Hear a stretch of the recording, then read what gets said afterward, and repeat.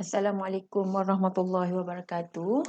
Okey, hari ini cikgu akan ajar macam mana teknik, bagaimana teknik menjawab soalan dalam kertas 3 SPM Kimia berkenaan dengan konstruk KK0509 iaitu definisi secara operasi.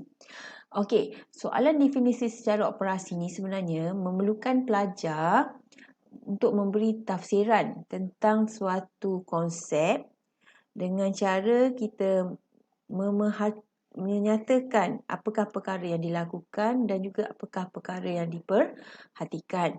Okey, pendek kata kita boleh ingat, kita kata kita kena ada dalam kita punya ayat definisi itu do dan juga observe. Apa yang kita lakukan, apa yang kita perhatikan. Dan untuk pemerhatian ni juga, observation juga, kita ada beberapa, kita kena ada direction juga. Okey, tapi tengok pada soalan lah. Okey, direction tu sama ada contohnya meningkat, berkurang, meningkat, berkurang, bertambah. Okey, ini bergantung pada soalan jugalah. Tapi yang paling penting sekali kena ada do dengan ada observe. Okey, untuk melakukan do, apa yang perkara yang dilakukan, kita kena bagi tahu. Perkara yang dilakukan tu mesti spesifik. Okey, kalau dia bagi jisim, kita kena letak jisim. Bilangan mol, kena letak mol. Kena letak kepekatan. Ataupun kalau kita nampak ada dua barang yang digunakan, kita kena guna dua barang. Jadi, maksudnya kena spesifik. Untuk mendapatkan markah yang lebih baguslah, markah maksimum iaitu 3. Okey, kita tengok contoh yang pertama. Contoh yang pertama. Contoh yang pertama, eksperimen dijalankan untuk menentukan kesan kedudukan logam dalam siri elektrokimia terhadap haba penyesaran. Okey. So bila sebut haba penyesaran, ini akan merujuk kepada haba yang dibebas. Okey, haba yang dibebas lah. Okey, penyesaran biasanya haba dibebas. Dan macam mana kita nak tengok haba penyesaran ni? Okey, kalau kita tengok daripada tindak balas yang pemboleh ubah bertindak balasnya, kita akan tengok pada termometer. Okey, termometer, bacaan termometer. Okey, so kita tengok lagi kat sini. Dia kata menunjukkan susunan radar sebagai ini. Okey. Apa yang kita buat kat sini, bahan dia ada dua. Okey, sebut besi dengan kumpulan bersulfat. Tapi ada logam-logam lain ya. Okey. Okey, caranya 5 gram sebut besi ditambahkan ke dalam 50 cm padu larutan kumpulan bersulfat dan termometer digunakan untuk mengacau campuran. So ini boleh kita anggap sebagai do. Okey, do. Perbuatan. Okey, kita tengok kat sini. Gambar rajah pun boleh. Kalau tak ada pada ayat tu, tengok pada gambar rajah. Okey, kita tengok. Okey, ada sebut ferrum. Okey, dalam spatula ni sebanyak 5 gram ia dimasukkan ke dalam bekas polistiren ni yang ada kuprum 2 sulfat. Okey, pada asalnya warna biru. Kemudian bila dah bertindak balas lepas 5 minit, dia punya ni akan jadi tidak berwarna dan pepejal tu bertukar jadi warna perang. Okey, kuprum tu dah bertukar jadi perang. Tapi kalau kita tengok kat sini, sebab soalan nak haba penyesaran, maksudnya refer pada termometer. Okey, tengok apa perubahan termometer kat sini. Okey, perubahan ni kita tengok ini gini, sekarang ni dah tinggi macam ni. So maksudnya bacaan termometer meningkat. So ini bacaan termometer meningkat ini akan jadi observe. Observation. Okey, do atas dah ada. Observation pun dah ada. Okey, so terus kepada soalan. Okey, nyatakan definisi secara operasi untuk haba penyesaran dalam eksperimen ini.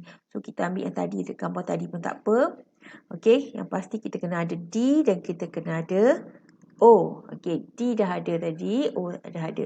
Bila nak jawab soalan macam ni, okey, ambil dulu apa yang dia nak. Okey, haba penyesaran ialah. Okey, awak boleh mula dulu dengan O ataupun D. Katakan cikgu nak mula dengan O. O apabila D. Macam tu. Ataupun cakap, kalau nak mula dengan D pun boleh. Apabila, mula dengan perkataan apabila D, maka ataupun ia akan menjadi O. Okey, macam mana susunan dia? Contoh, kita buat contoh yang pertama. Okey, haba penyesaran ialah O kita apa tadi? O kita tengok balik O. Bacaan termometer meningkat. Bacaan termometer meningkat apabila masukkan D tadi. D tadi apabila 5 gram serbuk logam ke apa. Serbuk logam pun boleh. Kita guna serbuk ferrum lah. Kita ambil daripada gambar tu je. Ambil daripada ayat kat atas apa tu.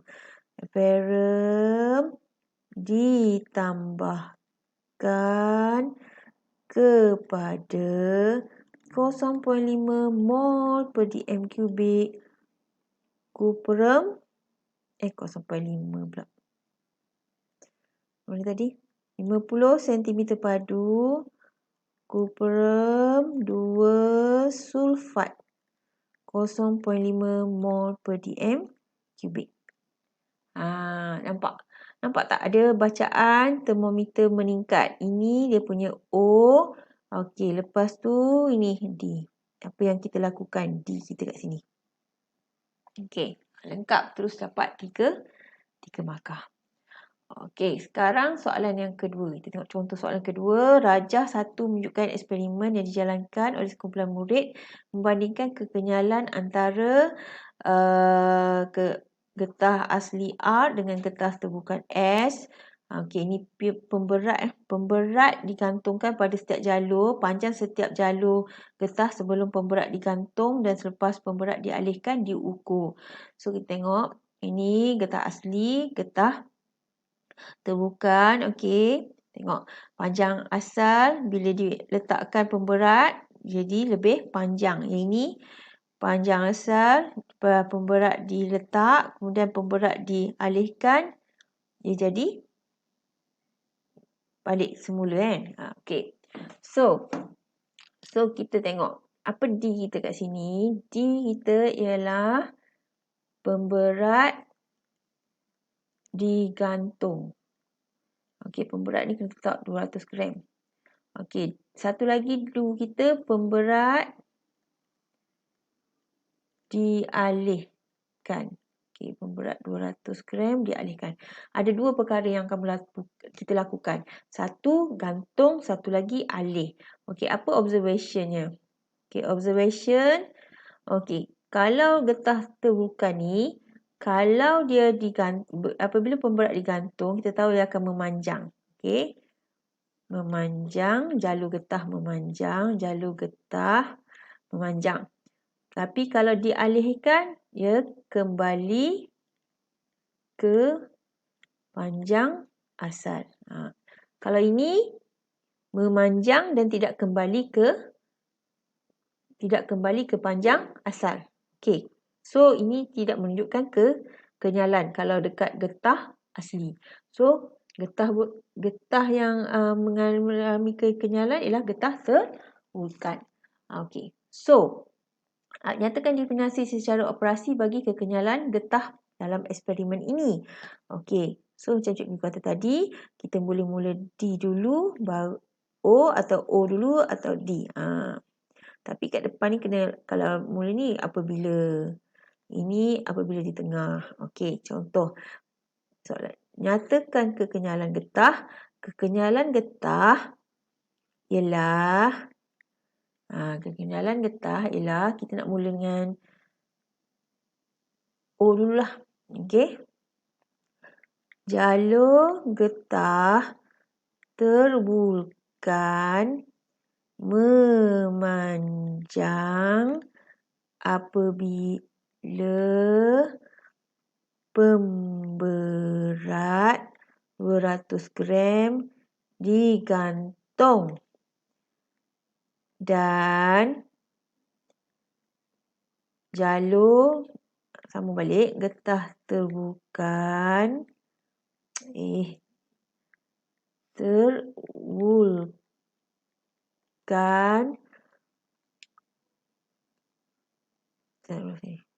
panjang jalur getah terbulkan kembali ke panjang asal apabila pemberat 200 gram dialihkan.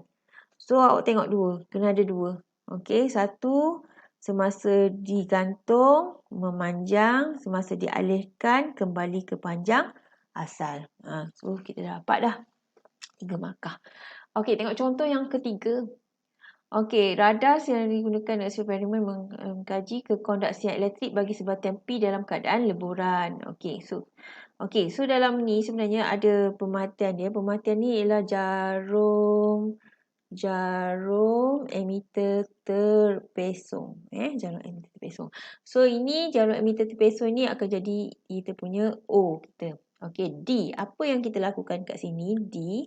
Nampak ada kat sini ada elektrod karbon. Ada berapa elektrod karbon? Ada 2 kan? Elektrod karbon dicelup. Okey, ataupun direndam. Direndam ke dalam sebatian P. So, sebatian P ni akan dipanaskan. Okey, yang dipanaskan. Okey.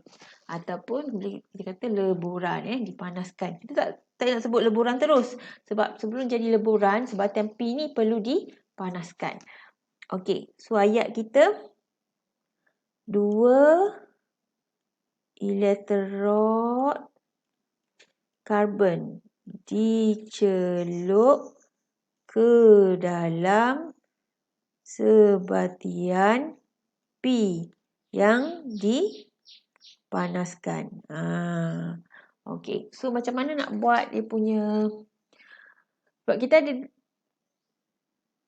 PQR. Okey, sama ada yang tiga-tiga pun kamu boleh buat lah. Tapi kita ambil ni lah senang. Paling senang tengok pada gambar rajah. Kita ambil bahan P. So, macam mana nak buat ayat dia? Ayat dia macam tadi juga.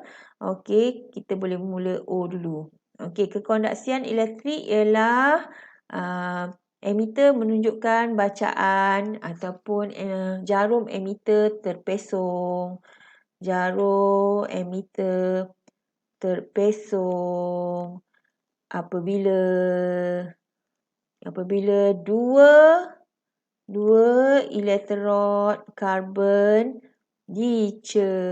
dicelup ke dalam sebatian P yang kemudian dipanaskan ataupun kemudian dipanaskan. Okey, so terus dapat 3 markah kat sini.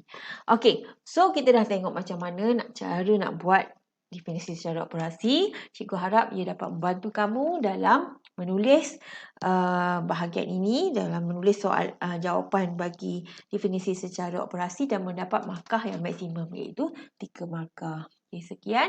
Terima kasih.